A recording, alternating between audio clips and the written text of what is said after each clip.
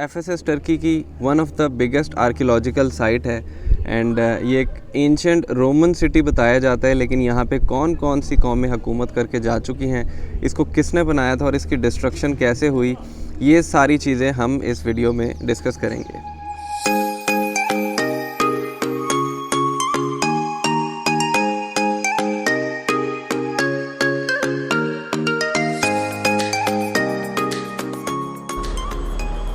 बुलबुल दा माउंटेन के टॉप से हाउस ऑफ वर्जिन मैरी देखने के बाद जब आप वापस आते हैं नीचे की तरफ, यहाँ पे आती है एंट्रेंस एफएसएस सिटी की। और एंट्रेंस के बाहर आपको इस तरह की सोवेनियर शॉप्स मिलती हैं जहाँ पे एफएसएस के सोवेनियर्स आपको मिल जाते हैं।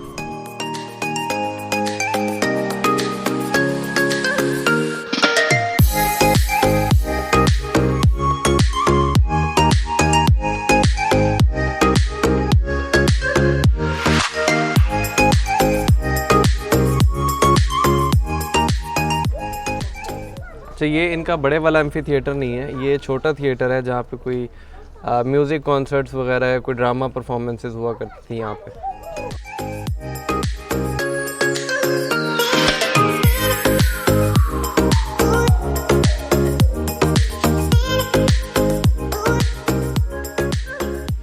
तो एफएसएस जो कि एक एंशिएंट सिटी है, उसकी आर्कियोलॉजिकल एज अगर देखी जाए कि इसको कब बनाया गया था सिटी को, तो हमें पता चलता है कि 11th सेंचुरी बीसी में ये शहर कंस्ट्रक्ट किया गया था।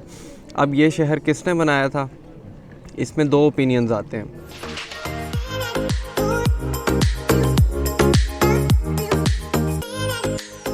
तो पहली थ्योरी ये है कि एफएसएस सिटी बनाया था अमेज़न ट्राइब ने। वो एक ऐसा कबीला था जिसमें सिर्फ वॉरियर ख़वातीन हुआ करती थी और मर्द नहीं थे उसमें। मर्दों को सिर्फ रिप्रोडक्शन के लिए वो यूज़ किया करती थी, और जब उनका कोई बेटा पैदा होता था तो उसको मार दिया करती थी, और कोई बेटी पैदा होती थी तो उसको अपने कबीले में शामिल कर लेती थी। तो एक लेजेंड के मुताबिक उनकी क्वीन का नाम एफेसिया था, तो उसके नाम से अमेज़न ट्राइब ने नया सिटी बना के एफएसएस इस सिटी का नाम रखा था। और दूसरी थ्योरी ये है कि ग्रीक्स ने ही ये सिटी कंस्ट्रक्ट किया था। इस खित्ते को आयोनिया कहते थे और यहाँ पे ग्रीक्स ही आबाद थे। तो यहाँ का एक शहज़ादा एक नई ग्रीक सेटलमेंट बनाना चाह रहा था, तो उसने डेल्फी में अपने मजहबी पेशवाओं से पूछा कि मुझे कहाँ बनाना चाहिए। तो उन्होंने उसको जवाब दिया कि आपको इस चीज़ का जवाब एक मछली और एक सूअर देगा।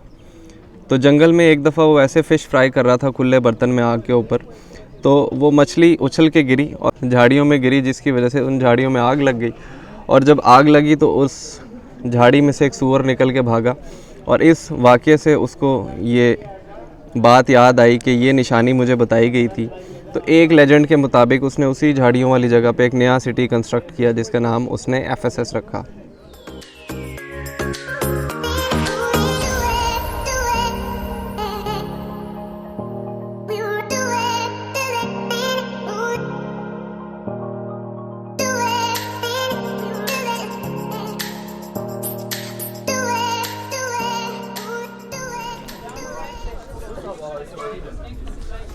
तो ये है जी वो जगह जहाँ से नाइकी का साइन ओरिजिनेट हुआ था। नाइकी जो एक स्पोर्ट्स ब्रांड है, ये आपको सामने जो नज़र आ रहा है, ये ग्रीक मैथोलॉजी में इनको कहते हैं गॉडेस, जिनका नाम नाइकी है, और इनको गॉडेस ऑफ विक्ट्री कहा जाता है।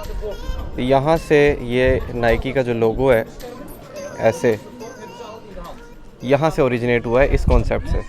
तो 11th सेंचुरी बीसी में ये शहर कंस्ट्रक्ट किया गया था जो कि ग्रीक्स ने बनाया था। तो पहली हुकूमत यहाँ पे ग्रीक्स ने की, और उसके बाद यहाँ पे हमला किया पर्शियन एम्पायर ने, और उसके बाद पर्शियन एम्पायर ने यहाँ पे रूल किया। पर्शियंस के बाद यहाँ पे एंट्री की अलेक्जेंडर द ग्रेट ने, उसने ये जगह फ़तह की। और 323 बीसी में जब अलेक्जेंडर द ग्रेट वफ़ात पा गया, उसके बाद यहाँ पे एंट्री की इजिप्शियंस ने। तो इजिप्शियंस ने भी एफएसएस पे हुकूमत की हुई है। और इजिप्शियंस के बाद एंट्री की सेल्यूसिड एम्पायर ने। सेल्यूकस जो कि एक अलेक्जेंडर की फ़ौज का जनरल था, तो उसकी सल्तनत का एक हिस्सा अलेक्जेंडर की वफ़ात के बाद सेल्यूकस के पास गया था और उसने उसका नाम सेल्यूसिड एम्पायर रखा था।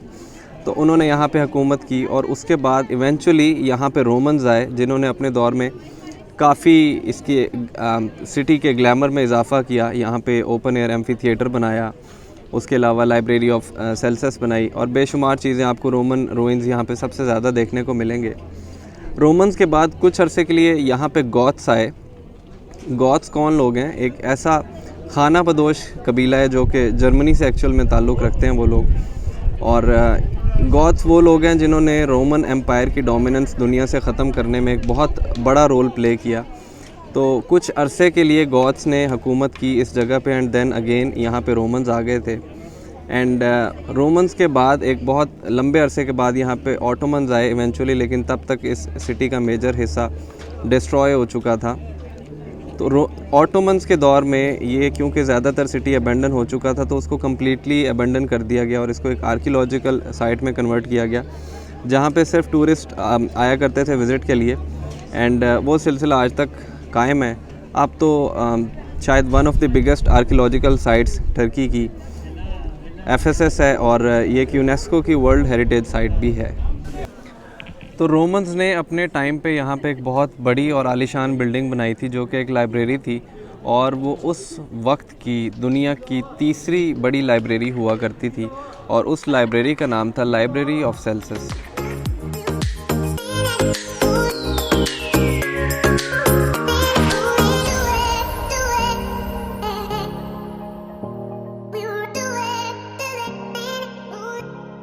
जो बिल्डिंग आपको नज़र आ रही है इसको टेम्पल ऑफ हेड्रियन कहते हैं। हेड्रियन एक रोमन एम्परर का नाम था, और 138 एडी में जब हेड्रियन ने यहाँ का विज़िट करना था तो ये टेम्पल उनके लिए बनाया गया था। ये पत्थर के अंदर जो आपको एक फेस बना हुआ नज़र आ रहा है, ये मेड्यूसा का फेस बना हुआ है इस टेम्पल के अंदर। मेड्यूसा एक ग्रीक मिथोलॉजी की फ़िगर है जिसके बालों की जगह सांप बताए जाते हैं, और इसकी खासियत ये बताई जाती है कि जब इसकी नज़र में कोई नज़र मिला के देखता था तो वो पत्थर का हो जाता था।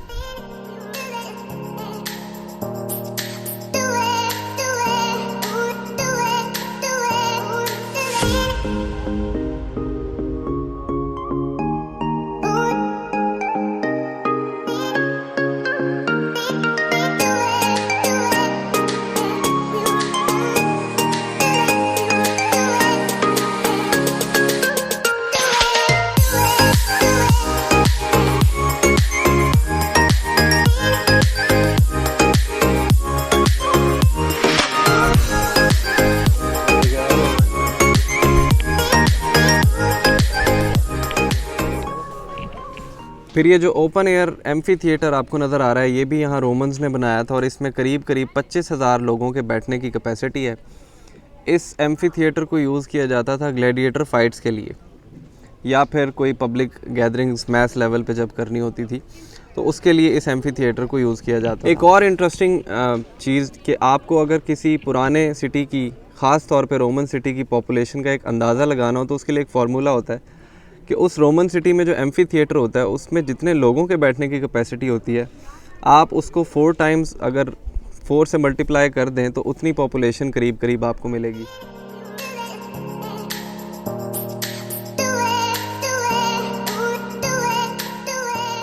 तो अगर इसकी डिस्ट्रक्शन की बात करें कि ये सिटी कैसे तबाह हुआ था, तो क्योंकि ये एक पोर्ट सिटी था, समंदर के साथ लगा करता था। पहला प्रॉब्लम ये हुआ कि यहाँ समंदर के पानी के साथ रेत आना शुरू हो गई, जिसकी वजह से सिटी के साइड पे स्वॉम्प्स क्रिएट होना शुरू हो गए, उसमें मच्छर बहुत ज़्यादा पैदा हो गए, और उसकी वजह से यहाँ पे मलेरिया की वबा फैल गई। उसकी वजह से एक ड्रास्टिक डिक्लाइन देखने में मिला एफएसएस की पॉपुलेशन में। दूसरी डिस्ट्रक्शन की रीज़न ये है कि 6th और 7th सेंचुरीज़ में यहाँ पे बहुत बड़े बड़े ज़लज़ले आए, जिससे सिटी का एक मेजर पार्ट तबाह हो गया। अब क्योंकि एक पोर्ट सिटी था जिनका समंदर का लेवल भी पीछे जा रहा था क्योंकि रेत आगे आ रही थी, तो इन्होंने अपना पोर्ट मूव किया एफएसएस से और एक नया पोर्ट बनाया जिसका नाम स्केला नोवा रखा गया, और वो पोर्ट आज तक मौजूद है जो कि एक मॉडर्न डे कुशादासी नाम के सिटी में है। कुशादासी आई थिंक यहाँ से अराउंड 20 किलोमीटर का फासला है, और अभी एक वो छोटा सा एक टाउन है, पोर्ट सिटी है। तो ऐसे इन्होंने अपना पोर्ट कुशादासी की तरफ मूव करके इस सिटी को कायमो दायम रखने की पूरी कोशिश की, लेकिन बहुत ही कम अरसे बाद इस सिटी को एवेंचुअली फिर अबेंडन कर दिया गया था।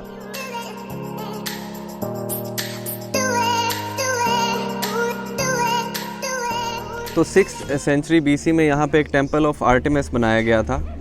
ग्रीक मिथोलॉजी में आर्टेमिस एक गॉडेस का नाम है, तो उसके नाम से वो टेम्पल बनाया गया था, जो कि 4th सेंचुरी बीसी में एक बंदे ने, एक आम आदमी था जो कि शायद बहुत फेमस होना चाहता था, शोहरत चाहता था, तो उसने वो टेम्पल जला दिया था। उसको लोग पागल कहते हैं, मैड मैन कहते हैं। तो उसने सिर्फ शोहरत के लिए वो टेंपल जला दिया था। उसके बाद उसी टेंपल से 4 गुना बड़ा टेंपल ऑफ आर्टेमिस यहाँ पे बनाया गया, जो कि एंशंट वर्ल्ड के वन ऑफ द 7 वंडर्स में से एक वंडर है।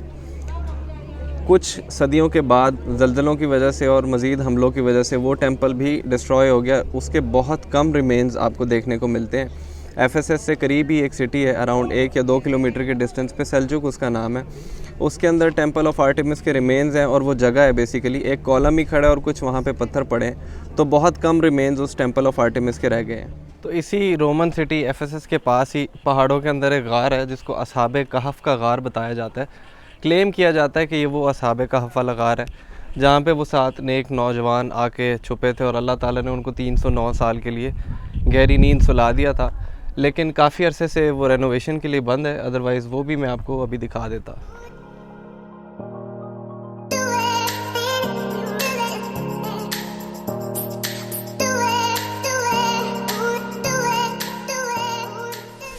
एफएसएस सिटी एक और चीज़ के लिए भी बड़ा क्रूशल है कि जब क्रिश्चियनिटी को प्रीच किया जा रहा था दुनिया में, उस वक्त पेगनिज़म का राज था दुनिया पे, बुत परस्ती राज थी।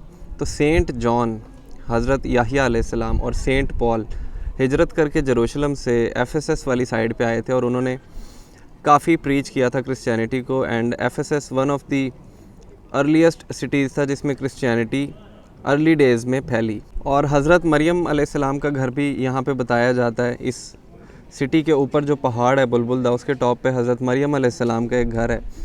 तो जो मैंने हाउस ऑफ वर्जिन मैरी की वीडियो बनाई थी, आप उसको देखें, उसमें इस चीज़ का तफसील से ज़िक्र है कि कैसे हज़रत मरियम अलैहिस्सलाम हज़रत याहिया के साथ हिजरत करके इस ख़ित्ते में आई थी और कैसे सेंट जॉन और सेंट पॉल की मेहनत से यहाँ पे क्रिश्चियनिटी के अर्ली डेज़ में यहाँ पे क्रिश्चियनिटी फैली।